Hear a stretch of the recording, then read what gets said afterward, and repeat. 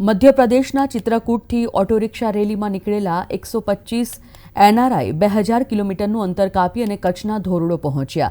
12મી ડિસેમ્બરે શરૂ થયેલી આ રેલી 4 રાજ્યમાંથી પસાર થઈ। આ યાત્રાના હેતુ લોકોમાં સારી આરોગ્ય સુવિધાઓ માટે જાગૃતિ ફેલાવવાનો હતો। આ 125 એનઆરઆઈએ આખી મુસાફરી 36 ઓટો રિક્ષામાં કરી હતી, જેમાં બ્રિટન અને અન્ય ઘણા સ્થળોના બિનનિવાસી ભારતીય ડોક્ટર્સનો પણ સમાવેશ થાય છે।